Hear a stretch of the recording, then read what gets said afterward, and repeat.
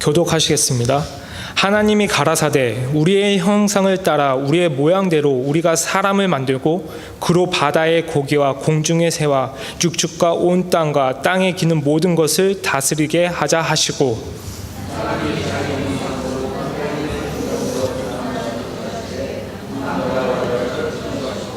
하나님이 그들에게 복을 주시며 그들에게 이르시되 생육하고 번성하여 땅에 충만하라. 땅을 정복하라. 바다의 고기와 공중의 새와 땅에 움직이는 모든 생물을 다스리라 하시니라.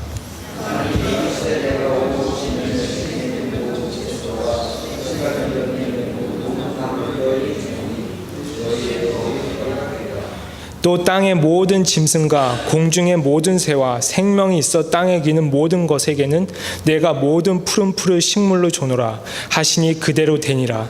하나님이 그 지으신 모든 것을 보시니 보시기에 심히 좋았더라. 저녁이 되며 아침이 되니 이는 여섯째 날이니라. 아멘. 예, 오늘 말씀 제목은 하나님은 누구신가입니다. 하나님이 누구신지 아는 것은 저희 하나님의 자식된 사람으로서 첫 번째 의무나 다름이 없습니다. 왜냐하면 자식으로서 하나님을 만약에 모른다면 어떻게 효도를 해야 되는지, 어떻게 하나님을 기쁘게 해야 되는지 잘 모를 수 있기 때문입니다. 그렇지만 여러분도 알다시피 하나님을 아는 것은 굉장히 힘들고 어떻게 보면 불가능에 가깝습니다.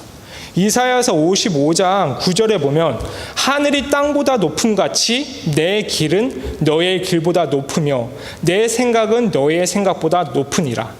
그러니까 유한한 인간이, 즉 제한이 되어 있는 인간이 영원한 제한이 없는 하나님을 안다는 것은 거의 불가능에 가깝습니다. 예를 들어서 맹인이 코끼리를 만지는 거랑 가깝습니다. 그러니까 맹인이 코끼리 다리를 만졌습니다. 그리고 그것을 기둥이라고 생각합니다. 그런 것처럼 우리가 하나님을 안다는 것 자체가 너무 힘들고, 우리가 혹시라도 맹인처럼 이렇게 코끼리의 다리를 잡았는데 기둥이라고 했던 것처럼 하나님을 안다고 그렇게 되면 하나님의 일부분만을 알고 하나님을 다 안다고 착각할 수도 있습니다. 그래서 천국에 가기 전까지는 하나님을 완벽히 안다는 것은 불가능하다고 볼 수 있습니다. 그렇지만 하나님께서 우리에게 자비와 은혜로 이 성경을 주셨습니다. 그리고 우리의 성령님께서 우리 안에 내주하십니다. 그래서 이 성경과 성령님의 내주하심으로 우리가 하나님에 대해서 알아갈 수 있습니다. 그래서 오늘 성도님들과 함께 말씀을 통해서 하나님은 누구신지 알아가고, 그리고 기도와 간구로 성령님의 도우심으로 그 하나님이 저희 삶 가운데서 체험될 수 있게 되기를 원합니다. 그래서 이제 본론에 들어가기 전에 여러분에게 질문하기 원합니다. 그래서 여러분이 봤을 때 그 아버지가 자식을 사랑하는 마음이 더 센가요? 아니면 어머니가 자식을 사랑하는 마음이 더 센가요? 예, 일반적으로 모성이 더 세다고 알고 있습니다. 근데 동의하지 않으신 분들도 있을 거라고 생각합니다. 근데 일반적으로 모성이 더 세다고 했는데, 그러면 제가 한 번 더 질문을 하겠습니다. 여러분에게 있어서 모성이 셉니까? 아니면 하나님의 사랑이 셉니까? 당연히 하나님의 사랑이 세죠. 그런데 그 이유는 뭐냐면 그 모성, 그 완벽한 모성조차도 하나님께로부터 왔기 때문입니다. 그래서 여러분과 이게 본문 창세기 1장 27절을 보면 이렇게 나와 있습니다. 하나님이 자기 형상, 곧 하나님의 형상대로 사람을 창조하시되 남자와 여자를 창조하시고, 그러니까 여기서 보면 하나님이 자기의 형상을 따라 사람을 창조했다고 되어 있습니다. 여기서 말한 형상은 무엇을 뜻할까요? 여기서 말한 형상은 많은 것을 뜻할 수 있습니다. 육체적인 형상을 뜻할 수도 있습니다. 그러니까 예수님이 저희랑 이렇게 비슷하게 인간의 육신을 보고 올 수도 있었고, 또 하나님의 성품을 얘기할 수도 있습니다. 또 하나님의 권능을 얘기할 수도 있습니다. 그리고 우리와 관계 맺고 싶은 마음을 얘기할 수도 있습니다. 또 사랑을 얘기할 수 있습니다. 이렇게 하나님의 형상은 하나님 자신을 대변하십니다. 그런데 여기서 중요한 포인트는 뭐냐면 하나님이 그 형상으로 남자를 창조하셨습니다. 그러니까 남자는 하나님의 형상을 대변합니다. 또 하나님이 그 형상으로 여자를 창조하셨습니다. 즉 여자도 하나님의 형상을 대변합니다. 그러면 하나님이 형상을 따라 남자와 여자를 만드셨습니다. 그러니까 하나님은 하나님의 형상대로 남자와 여자가 창조되었으니까 하나님도 남자적인 성품과 여자적인 성품을 갖고 계신 것입니다. 그러니까 여기서 말한 것은 육체적인 게 아닙니다. 왜냐하면 하나님이 여자도 아니고 남자도 아닙니다. 그렇지만 여자의 좋은 점, 남자의 좋은 점, 모든 좋은 것들은 하나님께로부터 창조되었던 것입니다. 그러니까 예를 들어서 하나님의 남성적인 부성에 대해서 얘기하자면 전지전능하신 하나님입니다. 하나님은 모든 것을 할 수 있습니다. 그래서 하나님은 정말 강한 아버지십니다. 모든 것을 자기 마음대로 할 수 있고 모든 것을 창조할 수 있고 모든 것을 정말로 자신의 권능 아래서 다스릴 수 있는 아버지이십니다. 근데 그 아버지는 정말 너무너무 강하십니다. 그래서 전쟁에서 우리를 승리케 하시고 홍해를 한 번에 가르시고 그 홍해 가운데 그 이집트 백성들을 다 몰살시키고 그래서 자신은 정말로 나는 하나님이라고 말씀하십니다. 그런데 그런 강한 하나님 가운데 부드러움이 있습니다. 섬세하심이 있습니다. 여성적인 그 섬세하심과 부드러움이 있습니다. 그게 이사야서 66장 13절에 나와 있습니다. 여기 어떻게 나와 있냐면 어머니가 자식을 위로함 같이 내가 너희를 위로할 것인즉 너희가 예루살렘에서 위로를 받으니라. 어머니가 자식을 위로함 같이 하나님의 부성은 우리를 훈련시키십니다. 우리로 하여금 옳고 그름을 가르치십니다. 우리가 잘못하면 우리를 꾸짖습니다. 그렇지만 하나님의 모성은 우리를 위로하십니다. 우리가 정말로 힘들고 어렵고 지칠 때 우리 가까이에 와서 우리가 알아들을 수 있는 언어로 우리를 위로하시고 우리가 힘들고 절망되었을 때 다시 시작할 수 있는 힘을 주십니다. 그래서 이게 어떻게 이해하면 되냐면 어떤 한 소년이 있습니다. 그 소년은 우리 이해하기 쉽게 세임이라고 부르겠습니다. 여기서 제일 어리니까 세임이가 있습니다. 세임이가 초등학교에 가가지고 열심히 초등학교에서 이제 작품을 만들고 있습니다. 작품을 이렇게 만들었는데 그 작품이 정말 몇 주간 고생해서 만들었습니다. 항아리를 만들었습니다. 그 항아리를 그래서 만들 때 세임이는 생각했습니다. 이거를 내가 부모님께 가져가면 부모님이 얼마나 좋아하실까. 부모님이 정말 이거를 보고 너무 기뻐하시겠지. 그래서 몇 주간 정성스럽게 만들었습니다. 그래서 이제 부모님이 오시는 날 그 항아리를 등에 이렇게 메고 이렇게 그 새를 참지 못하고 부모님한테 달려갔습니다. 그 항아리를 보여주고 싶어서. 그러나 아이쿠 그 자리에서 넘어져서 그 항아리가 깨져버렸습니다. 그때 세임이는 그 바닥에 그 깨진 항아리를 보면서 엄청 울고 있었습니다. 이 항아리 어떡하냐. 그래서 그때 아버지가 세임이에게로 다가갔습니다. 그러면서 세임이의 등을 딱 두고면 괜찮아, 내가 해줄게, 내가 항아리 하나 새로 사줄게, 그러면서 나 그 정도 능력 돼, 그러면서 이렇게 이렇게 하면서 이렇게 했습니다. 그렇지만 세임의 그 어린 가슴은 그거로 만족되지 않았습니다.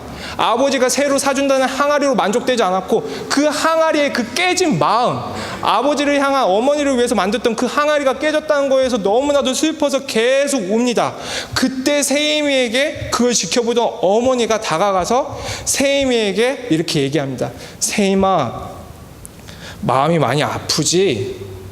이 항아리가 비록 깨졌지만 네가 우리를 생각했던 엄마 아빠를 생각했던 그 마음은 아직 깨지지 않았어. 엄마랑 같이 이 조각들을 주워서 집에 가서 다시 붙여보자꾸나. 그렇게 어머니가 세임이를 위로하니 세임이는 그때서야 울음을 그치고 그 조각들을 모이고 집에 가서 새롭게 그 조각들을 붙이기 시작했습니다. 우리 인생이 실패하여 이 항아리처럼 될 수 있습니다. 우리의 사업이, 우리의 관계가, 우리의 많은 것들이 이 항아리처럼 될 수 있습니다. 그때 하나님은 우리에게 다가가서 이렇게 일어나, 괜찮아, 난 전지전능해, 내가 뭐 할 수 있어. 그렇게만 다가가는 부성의 하나님이 아닌 정말 어머니의 마음으로 자식을 위로하듯이 그 고통 가운데 같이 들어가서 같이 눈물을 흘려주시고 그 고통을 같이 아파해 주시고 그리고 나서 쓰다마 주면서 다시 함께 일어나자. 그때 우리가 그 하나님의 위로와 그 하나님의 감동과 그 하나님의 사랑의 힘에 의해서 일어날 수 있는 것입니다. 그래서 여러분에게 말하고 싶은 것은 뭐냐면 하나님의 사랑, 하나님은 강하십니다. 그렇지만 부드러우십니다. 하나님은 강하십니다. 여러분의 모든 문제를 해결해 줄 수 있습니다. 하나님은 부드럽고 섬세하십니다. 상한 갈대를 꺾지 않으십니다. 꺼져가는 등불을 끄지 않으시는 우리의 하나님을 믿습니다. 그래서 두 번째로 여러분에게 말하고 싶은 것은 뭐냐면 하나님은 우리와 함께 하십니다. 그래서 창세기 28장 15절에 나와 있습니다. 내가 너와 함께 있어 내가 어디로 가든지 너를 지키며 너를 이끌어 이 땅으로 돌아가게 할지라. 내가 내게 허락한 것을 다 이루기까지 너를 떠나지 아니하리라 하신지라. 그러니까 여기서 포인트는 뭐냐면 하나님은 절대로 우리를 떠나지 않으신다는 것입니다. 그래서 자식에 대한 부모의 사랑은 말로 할 수 없습니다. 그렇지만 언젠가 자식은 결혼을 해야 되고 또 언제나 같이 있을 수 없습니다. 그런데 궁극적으로 같이 있을 수 없는 이유는 있습니다. 그건 뭐냐면 우리 인간은 시간과 공간의 제약을 받기 때문입니다. 그렇지만 하나님은 시간과 공간의 제약을 받지 않기 때문에 우리랑 언제든지 함께 있을 수 있는 것입니다. 그래서 성경 이사야서 52장 12절에 보면 여호와께서 너희 앞에서 행하시며 이스라엘의 하나님이 너희 뒤에서 호위하시리니 너희가 황급히 나오지 아니하며 도망하듯 다니지 아니하리라. 그러니까 하나님은 시간과 공간을 초월하면서 우리랑 함께 계신다는 것을 무엇을 뜻하냐면 한마디로 전깃불에 비유하면 쉽습니다. 왜냐하면 전깃불은 계속 우리에게 빛을 비춰줍니다. 그래서 우리가 어디 가든지 전깃불은 저희가 이제 전깃불이 켜면 빛이 저희를 비춰주는데 전깃불을 가로막고 빛이 저희 가운데 올 수 없는 것은 뭐냐면 벽이 있으면 빛은 저에게 올 수 없습니다. 즉 이게 바로 공간에 대한 제약을 받는다는 건데 하나님은 영이시기 때문에 시간과 공간의 제약을 받지 않습니다. 그렇기 때문에 과거에도 현재에도 미래에도 하나님은 그 진리의 빛으로 우리와 함께 계십니다. 그러니까 하나님은 절대로 우리를 떠날 수 없는 그런 하나님이십니다. 그렇지만 우리가 하나 알 수 있는 것은 뭐냐면 하나님이 저희와 함께 계시고 그리고 하나님은 저희의 향한 뜻을 이루기 전까지 절대로 저희를 떠나지 않는 하나님이신데도 불구하고 저희가 가끔 하나님 절망에 빠지고 그리고 가끔 가다가 정말 고난에 의해서 저의 믿음이 흔들립니다. 그때 저희가 하나님이 저희의 함께 계심을 알고 끝까지 나아가야 되는데 그렇지 못할 때가 있습니다. 그렇지만 하나님은 말씀에서 저희에게 약속하시는 것은 뭐냐면 하나님 당신의 우리를 향한 뜻이 이루어질 때까지 절대로 저희를 떠나지 않는다는 것입니다. 그래서 이것이 어떻게 나타나냐면 다니스로 향하던 요나가 폭풍 속에서 내던져졌습니다. 그리고 정체불명의 위기가 왔습니다. 하나님께서 요나를 버리셨기에 요나에게 이런 일이 일어나는가 저희가 생각할 수 있습니다. 근데 오히려 그 반대입니다. 그 위기를 통해서 하나님은 요나에게 원하던 하나님의 뜻으로 요나를 이끌었습니다. 하나님이 요나에게 원했던 뜻은 뭐냐면 니느웨로 가서 하나님의 복음을 전하는 거였습니다. 그렇지만 요나는 반대로 다니스로 가게 되면서 그때 위기에 봉착했습니다. 그렇지만 하나님은 절대로 자신이 그 사람에게 행했던 뜻이 이루어지기 전까지 절대로 그 사람을 떠나지 않습니다. 그러므로 하나님이 요나를 그 고기 뱃속에서 구해내서 결국에는 니느웨로 보냈습니다. 그러니까 고기 뱃속에서 위기를 당했던 것도 하나님이 자신이 그 사람을 향한 뜻이 이루어지게끔 하려는 하나님의 사랑의 손길입니다. 그러니까 우리가 이것을 믿는 것이 바로 믿음입니다. 하나님이 나를 향한 그 뜻을 이룰 때까지 절대로 나를 떠나지 않는다는 것을 믿는 것이 믿음입니다.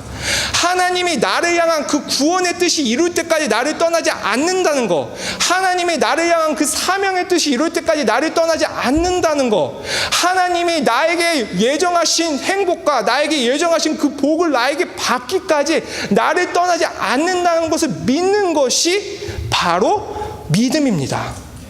왜냐하면 이 믿음의 기초 위에, 하나님이 나를 떠나지 않는다는 것 기초 위에 우리가 범사에 감사할 수 있는 것입니다.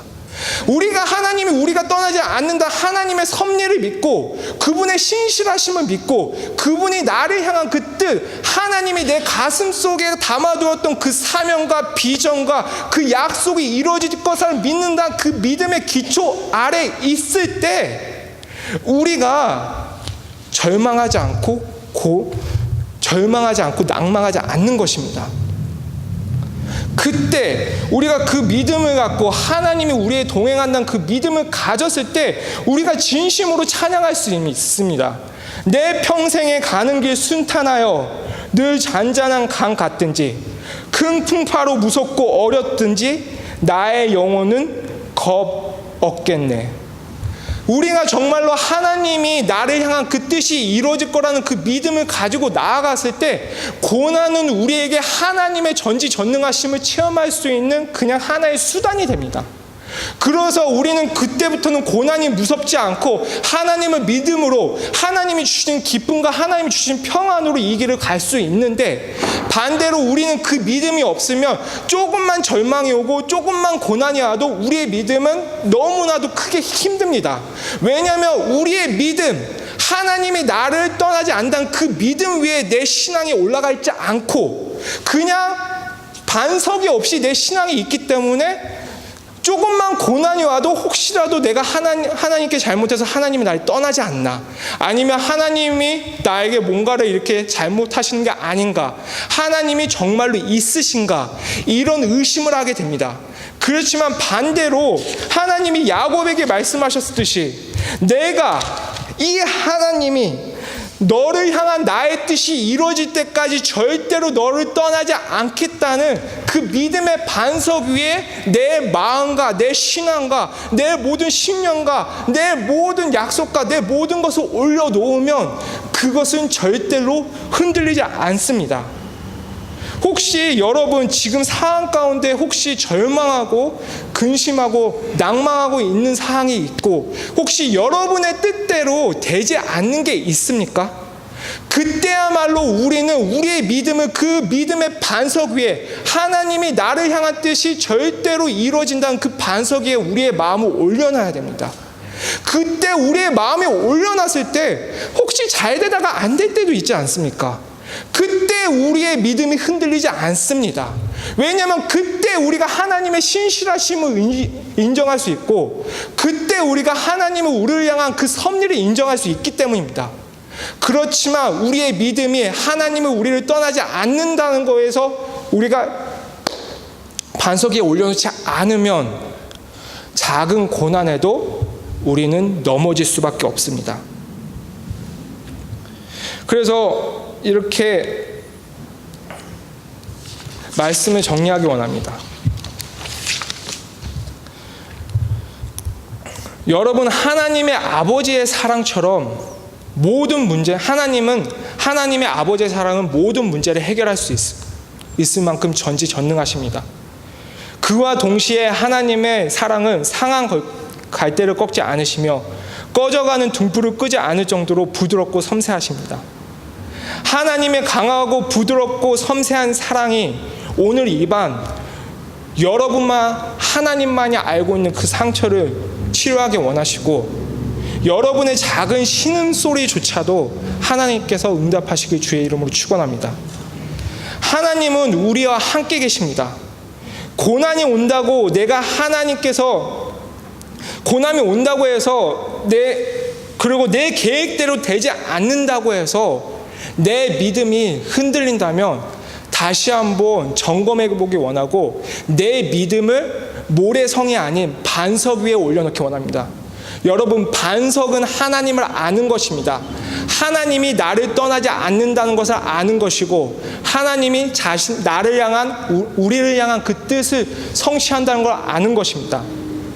그래서 여러분이 그 하나님을 신뢰하는 마음으로 나아가고, 그 하나님을 신뢰하는 마음으로 기대하고, 그 하나님을 신뢰하는 마음으로 찬송할 때 여러분의 하나님을 향한 그 기도와 그 모든 소원함이 이루어지길 주의 이름으로 축원합니다. 다 같이 기도하시겠습니다. 하나님 아버지, 오늘도 이 밤에 우리가 하나님을 알아